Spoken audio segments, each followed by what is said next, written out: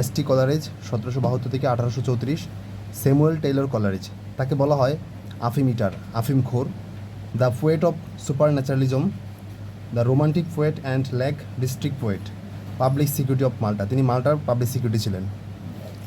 Kubla Khan নাইটিঙ্গেলের biography দেখে তার বোন রিমি অ্যান্ড মেরিকে মধ্যরাতে বিয়ে করে। নাইটিঙ্গেল ভয়ে খ্রিস্টান বেল না বাজিয়ে ডিজেকশন এর নৈরাশা বা হতাশার গান শুনে। কুবলা খান নাইটিঙ্গেল যে আমরা যে ফ্লোরেন্স নাইটিঙ্গেল জানি, ফ্লোরেন্স নাইটিঙ্গেলের যে বোন আছে দুজন বোন আছে, একটা হচ্ছে রিমি আর একটা হচ্ছে মেরি। সেই কুবলা খান নাইটিঙ্গেলের বোন রিমি এবং মেরিকে দেখে, তাদের বায়োগ্রাফি দেখে খুব পছন্দ করে। তাই যেহেতু প্রস্তাবের মাধ্যমে বিয়ে করা যাবে না, তাই মধ্যরাতে গিয়ে বিয়ে করে নিয়ে আসে।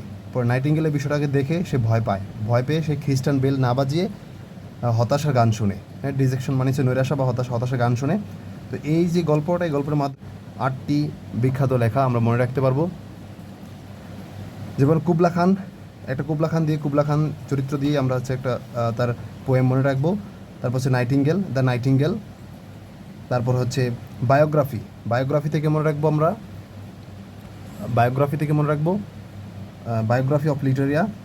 এই যে রিমি অ্যান্ড মেরি দিয়ে মনে রাখবো Rimi and ancient mariner, the Rimi of the ancient mariner. মধ্যরাতে মনে রাখবো ফার্স্ট অ্যাট মিডনাইট। ভয়ে মনে রাখবো ফেয়ার্স ইন সলিটিউড। তারপর খ্রিস্টান বেল দিয়ে মনে রাখবো ক্রিস্টাবেল। তারপর ডিজেকশন, হতাশা বা নৈরাশা মনে রাখবো, ডিজেকশন দিয়ে মনে রাখবো ডিজেকশন, এটা একটা ওড।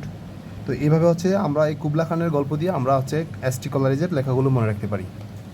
আমাদের এই ভিডিওগুলো যদি আপনাদের ভালো লাগে অবশ্যই কমেন্ট করবেন এবং সাবস্ক্রাইব করে পাশে থাকবেন। সবাইকে ধন্যবাদ।